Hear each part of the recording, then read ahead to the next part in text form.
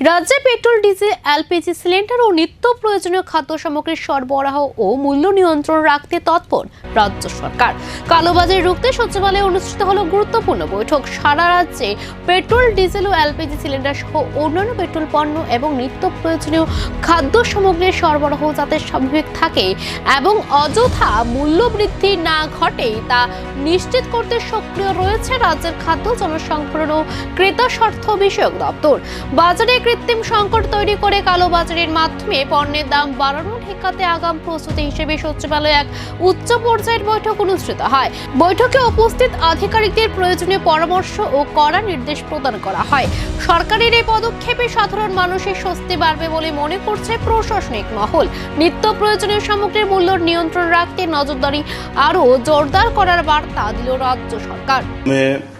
রাজ্যের প্রতিটা অংশের মানুষকে আমরা অবগত করতে চাইছি যে মধ্যপ্রাচ্যে যে অনাকাঙ্ক্ষিত যুদ্ধ বিগত দুদিনব্যাপী আমরা দেখতে পাচ্ছি, তাতে ত্রিপুরা রাজ্যের মানুষের মধ্যে বিগত দুদিন ধরে একটা প্যানিক তৈরি হয়েছে যে হয়তোবা পেট্রোল এবং ডিজেল তার হয়তো একটা সংকট তৈরি হতে পারে।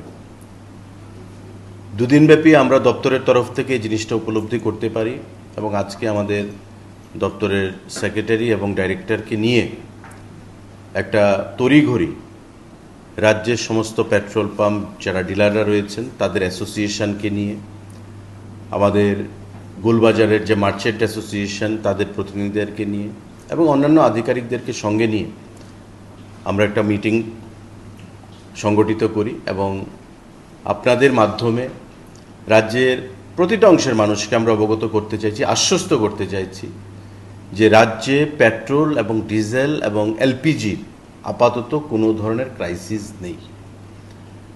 এটা পেট্রোল পাম্প ডিলারদের সঙ্গে কথা বলে, ইন্ডিয়ান অয়েলের যে প্রতিনিধি তাদের সাথে কথা বলে এই মিটিংয়ে আমরা এই সিদ্ধান্ত উপনীত হয়েছি এবং দীর্ঘক্ষণ আমাদের মিটিং চলেছে। তাতে আশ্বস্ত আমাদেরকে করা হয়েছে তাদের তরফ থেকে রাজ্যে যা স্টক রয়েছে পেট্রোল, ডিজেল, এলপিজি, তা আগামী 1 মাস ব্যাপী কোনো ধরনের ক্রাইসিস রাজ্যে সংগঠিত হওয়ার কোনো পরিস্থিতি তৈরি হয়নি বা সেটা নেই।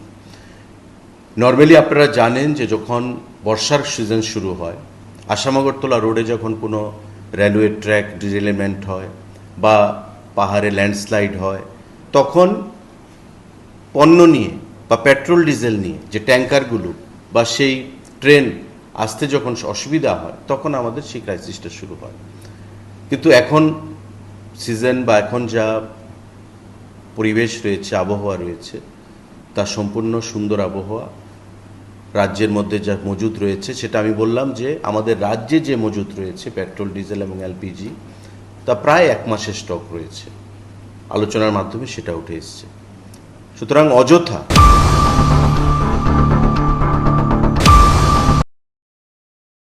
হাস্তেনি যত লোকরগ্ন উইলাও খুলমাইয়া ফারো সিনিতিতে এডিসিনো প্রায় 4.5 বছর ওই লোকরগ महाराजानि दैजल मंबाय जे जों तिते एडिसि चालाव दंमोन लगे रय दंबाय माने बागै ज तनो खा काहाम दै खुलमाया फार